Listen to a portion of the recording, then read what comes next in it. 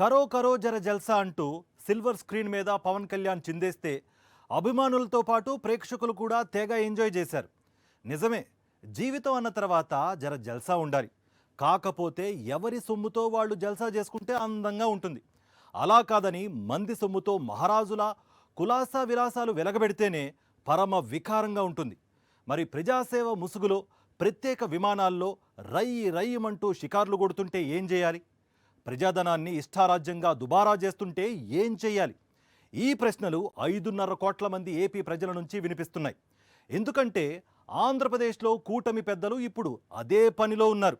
అప్పులకు హద్దు లేదు, తీర్చే దిక్కు లేదు, దుబారాకు కొదవే లేదు. దీనిపైనే ఇవాల్టి మ్యాగజైన్ స్టోరీ. ఆంధ్రప్రదేశ్ చాలా క్లిష్ట పరిస్థితుల్లో ఉంది. ఆ మాట అంటోంది ఆంధ్రప్రదేశ్ ప్రజలు మాత్రమే కాదు, ఆంధ్రప్రదేశ్ పాలకులు కూడా. ఏపీ ప్రజలేమో చంద్రబాబు అండ్ కో వైపు వేలు చూపిస్తూ రాష్ట్రం చాలా క్లిష్ట పరిస్థితుల్లో ఉందంటున్నారు. పాలకులు చేస్తున్న అప్పులు దుబారా చూసి బావురుమంటున్నారు. సేమ్ డైలాగ్ ముఖ్యమంత్రి చంద్రబాబు కూడా చెబుతున్నారు. ఆంధ్రప్రదేశ్ చాలా క్లిష్ట పరిస్థితుల్లో ఉందని. ఆయనకి ఈ డైలాగ్తో పనేంటంటారా? ఏముంది, సంక్షేమ పథకాలు, ఎన్నికల హామీలు అమలు చేయకుండా తప్పించుకోవడానికి. ఓవైపు అప్పుల మీద అప్పులు తెస్తున్నారు, మరోవైపు ప్రజాధనాన్ని దుబారా చేయడంలో చంద్రబాబు నుంచి పవన్ కళ్యాణ్ దాకా అంతా తెగ పోటీ పడిపోతున్నారు. ఆంధ్రప్రదేశ్ భవిష్యత్తుని చీకటిమయం చేయడంలో వెనుక్కి తగ్గేదే లేదో అంటున్నారు. ఆంధ్రప్రదేశ్ పేరు చెప్పగానే తెలుగు ప్రజలతో పాటు దేశ ప్రజలకు కూడా ఇప్పుడు గుర్తొస్తోంది అరాచకాలు, అప్పులు.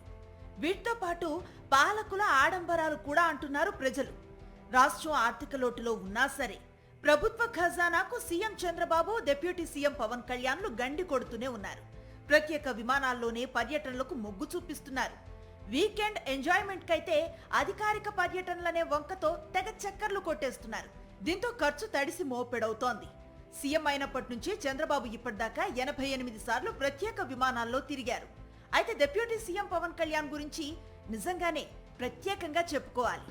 ఉదయం టిఫిన్ మంగళగిరిలో, లంచ్ తిరుపతిలో, డిన్నర్ హైదరాబాద్లో, ఇలా ఆయన ప్రత్యేక పర్యటనలకు మాత్రం లెక్కే లేకుండా పోయింది. ప్రత్యేక విమానాలు, హెలికాప్టర్ నుంచి ఆయన కాలు కింద పెట్టడం లేదని అధికార వర్గాలే గుసగుసలాడుకుంటున్నాయి. చంద్రబాబు తనయుడు మంత్రి నారా లోకేష్ ఇప్పటిదాకా 92 సార్లు ప్రత్యేక విమానాల్లో ప్రయాణించారు. ఈ మధ్య క్రికెట్ చూడటానికి ప్రత్యేక విమానంలో దుబాయ్, ముంబైకి వెళ్లారు కూడా. ముఖ్యమంత్రి చంద్రబాబు అధికారిక కార్యక్రమాల్లో పాల్గొనేందుకు ప్రత్యేక విమానాలు వాడారంటే సర్లే అని అర్థం చేసుకోవచ్చు. కానీ ఆయన తన వీకెండ్ ఎంజాయ్మెంట్ కోసం కూడా వారం వారం హైదరాబాద్ వెళ్లటానికి కూడా ప్రత్యేక విమానాలను వాడుతున్నారు. రాష్ట్రాన్ని వదిలేసి ఆయన హైదరాబాద్ లో వీకెండ్ ను ఎంజాయ్ చేస్తున్నారు. గన్నవరం ఎయిర్పోర్ట్ నుంచి ప్రత్యేక విమానంలో ఇప్పటికీ 83 సార్లు వెళ్లారు. ఇక ఇంటి నుంచి ప్రత్యేక హెలికాప్టర్లో వెళ్లే లెక్కలు వేరే. ప్రతి నెల 1వ తేదీన పెన్షన్ల పంపిణీ పేరుతో నిర్వహించే ఈవెంట్ కోసం కూడా చంద్రబాబు ప్రత్యేక విమానం, హెలికాప్టర్ వాడాల్సిందే. 10 నిమిషాల ఈవెంట్ ను 10 కెమెరాలు పెట్టి స్టార్ట్ యాక్షన్ అనగానే పెన్షన్ ఇవ్వటం, వారితో ప్రేమగా మాట్లాడినట్లు నటించటం ప్రతి నెల ఒక ప్రహాసనంలాగా మారింది. దానికోసం లక్షలు ఖర్చు చేసి ఒక విమానం, మరొక హెలికాప్టర్ ను వాడతారు. ఇది కాకుండా అక్కడ సెక్యూరిటీ ఏర్పాట్లు, హెలిప్యాడ్ నిర్మాణం తదితర ఖర్చులు అదనం. ఇలా విచ్చలవిడిగా ప్రజాధనాన్ని వాడేస్తున్నారు. చివరికి భువనేశ్వరికి లండన్ లో ఏదో అవార్డు వచ్చిందనే పేరుతో ఏకంగా లగ్జరీ ఫ్లైట్ లో కుటుంబ సమేతంగా వెళ్లారు. దీనికి కూడా లండన్ లో పారిశ్రామికవేత్తలతో సమావేశం అనే కలరింగ్ ఇచ్చి ప్రభుత్వ ఖజానా నుంచి నిధులు ఖర్చు చేశారు. ఈ స్థాయిలో ప్రజాధనాన్ని దుబారా చేస్తున్న ఏకైక రాష్ట్రం, ఏకైక ముఖ్యమంత్రి చంద్రబాబేనన్న చర్చ దేశవ్యాప్తంగా జరుగుతోంది. నిజానికి వారు సొంత డబ్బు ఖర్చు పెట్టుకుని ఎలా తిరిగినా ఎవ్వరికీ ఇబ్బంది లేదు. కానీ రాష్ట్ర ప్రజలు పన్నుల రూపంలో కడుతున్న డబ్బును ఇలా తమ ఇష్టానుసారం విలాసాలకు ఖర్చు చేస్తూ ఉండటమే చర్చనీయాంశంగా మారింది. మరోవైపు లోకేష్, పవన్ కళ్యాణ్ ప్రత్యేక విమానాల కోసం ప్రభుత్వం ఎలాంటి ఖర్చు చేయటం లేదని వారి అనుచర వర్గం ప్రచారం చేస్తోంది. ఒకవేళ అదే నిజమైతే గంటకు 5 లక్షల రూపాయలకు పైనే ఛార్జ్ చేసే చార్టర్ ఫ్లైట్ ఊరికే ఎవరు ఇవ్వరు కదా, పైగా ప్రతిసారి ఉచితంగా ఇవ్వరు కదా. ఇది ఖచ్చితంగా క్విడ్ ప్రో కో అని మాజీ మంత్రి పేర్ని నాని తేల్చి చెప్తున్నారు. అయ్యా లోకేష్ గారు లేదా పవన్ కళ్యాణ్ గారు, మీరు తిరిగేటువంటి విమానాలు ఖర్చు ఎవరు పెడుతున్నారు? ఎస్, జనం సొమ్ము కాదు, ఎవరి సొమ్ము అది? ఎవడొకడు డబ్బు కట్టకుండా విమానం గాల్లోకి లెగదు కదా. మరి ఎవడు పెడుతున్నాడు అంటే మీరెవరన్నా బినామీలను పెట్టుకుని బినామీల చేత విమానాలు కొనిపించి తిరుగుతున్నారా ఫ్రీగా? లేదా రూపాయి లేకుండా మీకు విమానాలు పెట్టేవాడు ఎవడో? ఎందుకు పెడుతున్నారు? వాళ్ళకి 99 పైసలకి భూములు ఇచ్చేవాళ్ళు పెడుతున్నారా? వైజాగ్లో ఎకరా 50 కోట్లు విలువ చేసేటువంటి ఎకరం భూమిని 90 పైసలకి తీసుకుంటున్నటువంటి వర్సా, సిర్స, బుర్సా ఇట్లాంటి కంపెనీలు వాళ్ళు పెడుతున్నారా? ఎవరు డబ్బులు కడుతున్నారు? ఛాలెంజ్ చేస్తున్నాను. నయా పైసా ప్రజల సొమ్ము లేకుండా తిరిగితే మీ అకౌంట్లోంచి డబ్బులు కడుతున్నారా? హెరిటేజ్ నుంచి కడుతున్నారా? పవన్ కళ్యాణ్ గారు జేబులోంచి కడుతున్నారా? బయట పెట్టండి. ప్రజాధనంతో జల్సాలు చేయటం, ప్రజల సొమ్ముని దుబారా చేయటం, తిరిగి రాజకీయ ప్రత్యర్థుల మీద బురద చల్లటం తొలి నుంచి పచ్చముఠాకి అలవాటైన వ్యవహారమే. అమరావతిలో చంద్రబాబు ప్యాలెస్ ను నిర్మిస్తున్నారు. 2000 గజాలో 4000 గజాల్లోనో కాదు, ఏకంగా 25,000 గజాల్లో ఈ భారీ ప్యాలెస్ ని నిర్మిస్తున్నారు. ఓటుకి కోట్లు కేసులో మన వాళ్ళు briefed me what I'm saying అంటూ అడ్డంగా దొరికిపోయిన తర్వాత రాత్రికి రాత్రే అమరావతి కరకట్టకి షిఫ్ట్ అయ్యారు చంద్రబాబు. నాటి నుంచి కరకట్టలో అక్రమ కొంపలోనే నివాసం ఉంటున్నారు. ఇప్పుడు వెలగపూడిలో 5 ఎకరాల్లో అద్దిరిపోయే లెవెల్లో ప్యాలెస్ ను కట్టుకుంటున్నారు. భూమి పూజకి పార్టీ నేతలు ఎవ్వరినీ పిలవలేదు. అసలెవరూ రాకుండా గ్రీన్ పరదాలు ఏర్పాటు చేసి భూమి పూజను చేసేశారు.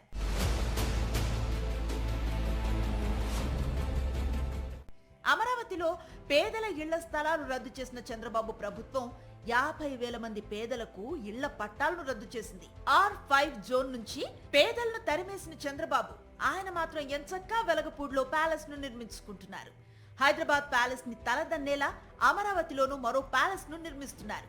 అంటే దీని నిర్మాణం పూర్తయితే 2 తెలుగు రాష్ట్రాల్లో 2 ప్యాలెస్లు చంద్రబాబుకు ఉన్నాయన్నమాట.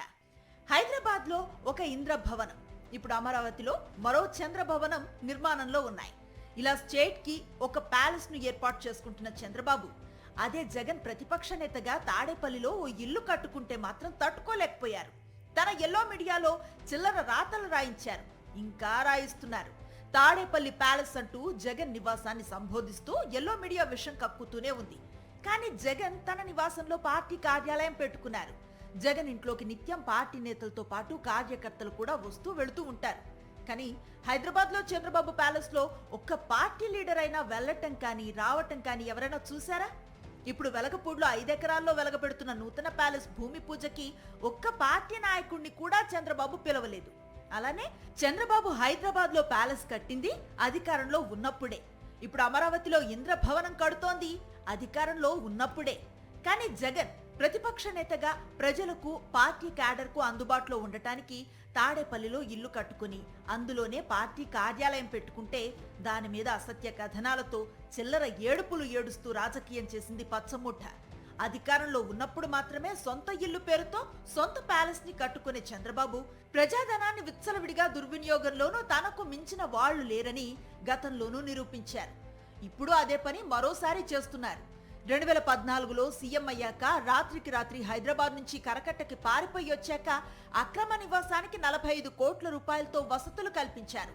ఇంట్లో సదుపాయాలతో పాటు చుట్టుపక్కల రోడ్లు, భద్రత, మౌలిక సదుపాయాల కోసం 45 కోట్లను ఖర్చు చేశారు. ఆ తర్వాత గ్రీవెన్స్ హాల్ కి మరో 5 కోట్ల రూపాయల ప్రజాధనం ఖర్చు చేశారు.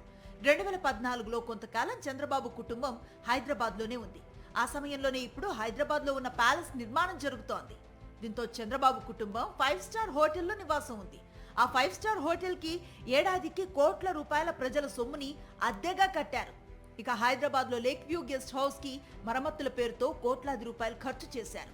ఇక కరకట్ట అక్రమ నివాసంలో వెళ్లటానికి ముందు కొద్ది రోజులు విజయవాడ ఇరిగేషన్ గెస్ట్ హౌస్ ని క్యాంప్ ఆఫీస్ గా ఉపయోగించుకున్నారు. దాని మరమ్మతుల పేరుతో 42 కోట్ల రూపాయల ప్రజాధనాన్ని ఖర్చు చేశారు. ఇలా దాదాపు నాడు 250 కోట్ల రూపాయలకు పైగా ప్రజాధనాన్ని వృధా చేశారు. ఇప్పుడు మళ్లీ అధికారంలోకి వచ్చిన చంద్రబాబు ఈసారి ఏపీలో ప్యాలెస్ నిర్మాణాన్ని మొదలుపెట్టారు. ఎడాపెడా ప్రత్యేక విమానాలు వాడేయటం నుంచి మొదలు పెడితే అనేక కోణాల్లో చంద్రబాబు, లోకేష్, పవన్ కళ్యాణ్లు ప్రజాధనాన్ని పోటీ పడి మరీ దుబారా చేయటంపై ఏపీ ప్రజలు తీవ్ర ఆగ్రహాన్ని వ్యక్తం చేస్తున్నారు. సంపద సృష్టించడం నాకు తెలిసినంతగా ఎవ్వరికీ తెలియదు. ప్రతిపక్షంలో ఉన్న ప్రతిసారి చంద్రబాబు ఓదర కొట్టే మాట ఇది. అధికారంలోకి వచ్చిన తర్వాత మాత్రం సీన్ మారిపోతుంది. చంద్రబాబు డిక్షనరీలో సంపద సృష్టించడం అంటే అప్పులు చేయడమే అన్న ప్రత్యేక అర్థం, సొంత సంపద పెంచుకోవడం అనే రహస్య అర్థం ఉన్నాయని రాజకీయ వర్గాల్లో చర్చ సాగుతోంది. అప్పులు చేయడం మాత్రమే కాదు, అలా చేసిన అప్పులను ఎక్కడ, ఎలా, ఎప్పుడు ఖర్చు చేశారో ఎవరికీ అంతుపట్టకుండా చేయడం కూడా చంద్రబాబుకి మాత్రమే తెలిసిన విద్య. ఇప్పుడు ఆ విద్యని యమా స్పీడుగా ప్రదర్శించేస్తూ 5.5 కోట్ల మంది ఏపీ ప్రజలకు చెమటలు పట్టిస్తున్నారు. ఓవైపు ఆంధ్రప్రదేశ్ని అరాచక ప్రదేశ్గా మార్చేస్తూ, మరోవైపు అప్పుల ప్రదేశ్గా మార్చేస్తూ ఎన్ని రకాలుగా రాష్ట్రాన్ని భ్రష్టు పట్టించాలో అన్ని రకాలుగా భ్రష్టు పట్టించే పనిలో ఉన్నారు. జస్ట్ 18 నెలల్లో 2,66,000 కోట్ల రూపాయలు అప్పులు చేయడం అంటే సాధారణమైన విషయం కాదు కదా.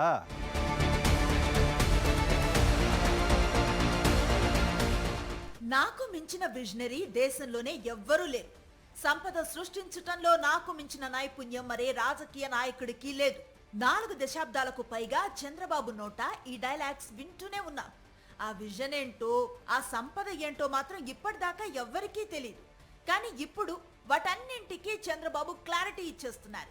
ఎన్నికల ఫలితాలు వెలువడిన నాటి నుంచి ఏపీలో విధ్వంస పాలనకి, హింసరచన, ధ్వంసరచనకి తెరతీసిన చంద్రబాబు అండ్ కో అధికారం చేపట్టగానే ఆంధ్రప్రదేశ్ని అరాచక ప్రదేశ్గా మార్చేస్తూ ఆటవిక పాలనను ప్రారంభించారు.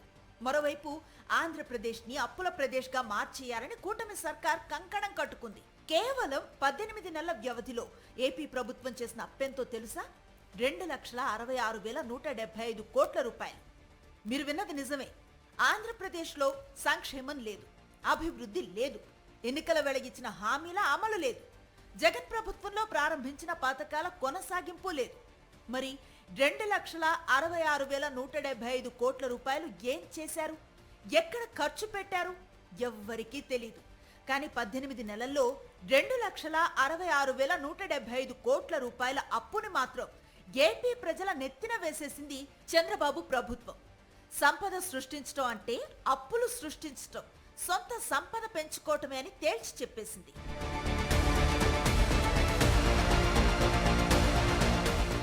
సంపద సృష్టించి హామీలు అమలు చేస్తానంటూ అధికారంలోకి వచ్చిన చంద్రబాబు ఆ హామీలకు తిలోదకాలు ఇవ్వటమే కాకుండా రాష్ట్రాన్ని రుణభారంతో ముంచెత్తుతున్నారు. బడ్జెట్లోనూ, బడ్జెటేతర అప్పుల్లోనూ రికార్డులు సృష్టిస్తున్నారు. ఏడాదిన్నర పాలనలో చంద్రబాబు ప్రభుత్వం ఏకంగా 2,66,175 కోట్ల అప్పులు చేసింది. తద్వారా ప్రజలపై భారీగా రుణభారాన్ని మోపింది. బడ్జెట్ లోపల, బడ్జెట్ బయట ఎడాపెడా అప్పులు చేస్తున్న చంద్రబాబు సర్కార్ సూపర్ 6 లో ప్రధాన హామీలు సైతం అమలు చేయకుండా ఎగ్గనామం పెట్టింది. అలాగే ఇప్పటి వరకు చేసిన అప్పులతో ప్రజలకు ఆస్తులు కల్పించకపోగా గత వైఎస్ఆర్సీపీ సర్కార్ అభివృద్ధి చేసిన ఆస్తులను సైతం ప్రైవేటు పరం చేస్తోంది. వైఎస్ జగన్ ప్రభుత్వం 17 కొత్త మెడికల్ కాలేజీలతో ఆస్తుల కల్పన చేయగా ఇప్పుడు వాటిని కూడా చంద్రబాబు ప్రభుత్వం పీపీపీ పేరుతో ప్రైవేటు పరం చేస్తోంది. సంపద సృష్టించడంలో నన్ను మించిన మొనగాడు లేడంటూ దశాబ్దాలుగా చెప్తూ వచ్చిన చంద్రబాబు ఎన్నికల వేళ కూడా అదే చెప్పుకొచ్చారు. అధికారంలోకి వచ్చాక చేస్తోంది అప్పులు, పచ్చముఠా సొంత సంపద పెంచుకోవటానికి సహాయ సహకారాలు అందించడం మాత్రమే.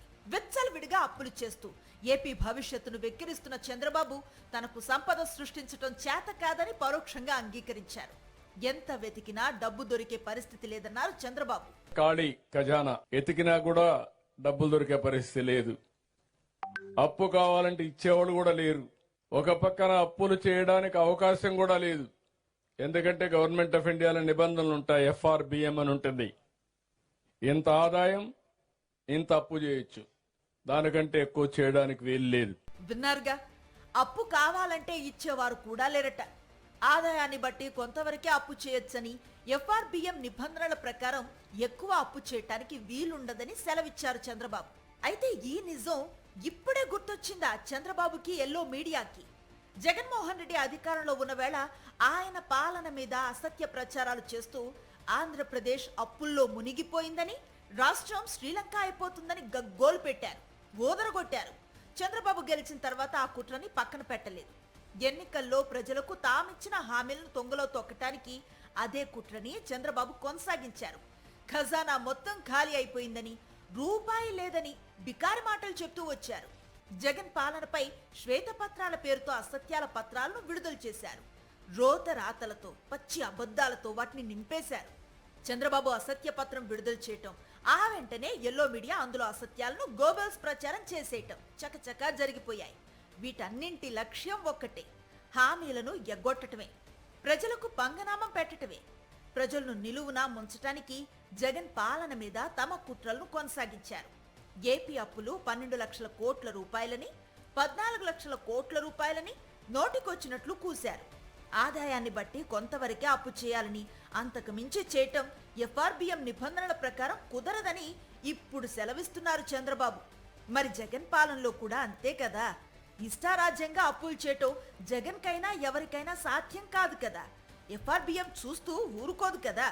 అలాంటప్పుడు జగన్ పాలనలో ఏపీ అప్పులు 14 లక్షల కోట్ల రూపాయలకు చేరాయని పచ్చి అబద్ధాలను ఎలా నిస్సిగ్గుగా చంద్రబాబు చెప్పుకొచ్చారు. అంతకు మించిన నిస్సిగ్గుగా ఎల్లో మీడియా అసత్య కథనాలతో జగన్ పాలన మీద విషం కక్కింది.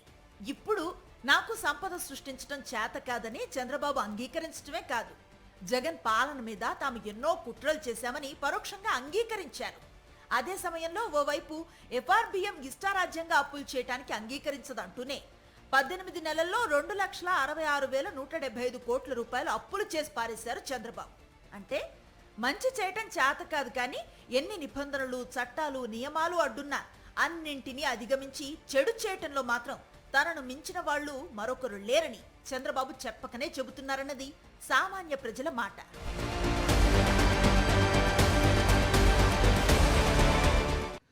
జగన్ జనరంజక పాలన చూసి తట్టుకోలేకపోయారు. ఆ సంక్షేమాన్ని చూసి భరించలేకపోయారు. అభివృద్ధిని చూసి జీర్ణించుకోలేకపోయారు. రాష్ట్రం శ్రీలంక అయిపోతోందని ముసలి కన్నీరుగార్చారు. ఎన్నికల వేళ అలవికాని హామీలిచ్చారు. ఓటర్లకు అరచేతిలో వైకుంఠం చూపించారు. గెలిచిన వెంటనే నేను మారిపోయాను, కొత్త చంద్రబాబుని చూస్తారని సీఎం సెలవిచ్చారు. కానీ ఆయన అస్సలు మారలేదు. ఇచ్చిన హామీల విషయంలో యూటర్న్ అవ్వడంలో ఆయన చూపించిన వేగం చూసి తలపండిన రాజకీయ పరిశీలకులు సైతం ఆశ్చర్యపోయారు. ఎన్నికలకు ముందు సూపర్ 6 అని, గెలిచాక మాత్రం వరుస పెట్టి సూపర్ షాక్స్ ఇస్తూ ఏపీని షేక్ చేసేస్తున్నారు. 18 నెలల్లోనే 2,66,000 కోట్ల రూపాయలు అప్పులు చేశారంటే ఏపీని శ్రీలంక, సోమాలియా చేయడంతోనే పచ్చమూట ఆగేట్టు లేదు. ఇదే స్పీడ్తో మరో 3.5 ఏళ్లు అప్పులు చేస్తూ పోతే ఏపీ ఇథియోపియా అవడం ఖాయం. ఆంధ్రప్రదేశ్లో చంద్రబాబు ప్రభుత్వం అధికారంలోకి వచ్చి 18 నెలలయ్యింది. ఈ 18 నెలల్లో చంద్రబాబు చేసిందేంటి? ఎన్నికల హామీల అమలు లేదు, జగన్ హయాంలో ఉన్న పథకాల కొనసాగింపు లేదు, సంక్షేమం ఊసు లేదు, అభివృద్ధి జాడలేదు, శాంతి భద్రతల ఊసు లేదు, ఏపీలో అంబేద్కర్ రాజ్యాంగ అడ్రస్సే లేదు, భావ ప్రకటన స్వేచ్ఛ అన్న మాటకి రాష్ట్రంలో చోటే లేదు. అప్పులు చేయటంలో మాత్రం దేశమంతా విస్తుపోయేలా చంద్రబాబు ప్రభుత్వం దూసుకుపోతోంది. కానీ ఆ లక్షల కోట్ల రూపాయల అప్పులను ఏం చేస్తున్నారో ఎవ్వరికీ అంతుపట్టడం లేదు. ఇంతకీ అసలేం చేసుంటారు? ఒకటి, రామోజీరావు చచ్చిపోయాడు చంద్రబాబు నాయుడు గారు అధికారంలో రాగానే. ఆయన పేరుతో సంస్మరణ సభ అని పెట్టారు, 10 కోట్లు. నారా బేరి భువనేశ్వర్ గారు సభ కట్టిండి అయితే 7 కోట్లు. యోగాంధ్రకు 300 కోట్లు. 5 సార్లు మోడీ టూర్కి 1000 కోట్లు. 34 మంది సలహాదారులకి నెలకు ₹1,00,000 జీతాలు. ₹5 అన్నా క్యాంటీన్ కి, సీఈఓకి జీతం, చైర్మన్ కి జీతం, సలహాదారులు అంటే అన్నా క్యాంటీన్ కి వాళ్ళకి జీతాలు. 30,000 మంది కన్సల్టెంట్లు పెట్టారు, సంవత్సరానికి 750 కోట్ల జీతాలు. స్వర్ణాంధ్ర 2047 విజన్ అని నియోజకవర్గానికి వచ్చే కన్సల్టెంట్ పెట్టారు, 50 కోట్ల జీతాలు. చంద్రబాబు కరకట్ట ఇంటి మరమ్మతులకు 3.5 కోట్లు, డిజైనింగ్ లైట్లకు 4.5 కోట్లు. అమరావతిలో 1000 కోట్ల కాంట్రాక్ట్ కి 10,000 కోట్లకి ఇచ్చేయడం, దోచుకోవటం. అమరావతిలో కిలోమీటర్ రోడ్డుకి 66 కోట్లు, 101 కోట్లు, 175 కోట్లు కాంట్రాక్ట్కి ఇచ్చేయడం, 22-25 కోట్ల కంటే కాదు మిగిలిన నీళ్ళు దోచేయడం. ఎన్టీఆర్ గారి 300 అడుగుల విగ్రహానికి డిపిఆర్ కి 11.5 కోట్లు. CM, deputy CM, shadow CM లో స్పెషల్ ఫ్లైట్ల ఖర్చు 100 కోట్లు. అలానే చాలా పెద్ద దుబారా సార్. పేపర్ యాడ్లు, టీవీ యాడ్లు, నేషనల్ మీడియా యాడ్లు, ప్రకటనలు, హోర్డింగ్లు, ఆల్ పబ్లిసిటీ ఖర్చు. లోకేష్ ని చంద్రబాబు నాయుడు గారికి ఎలివేషన్ ఇచ్చే స్పెషల్ ప్రోగ్రామ్ కి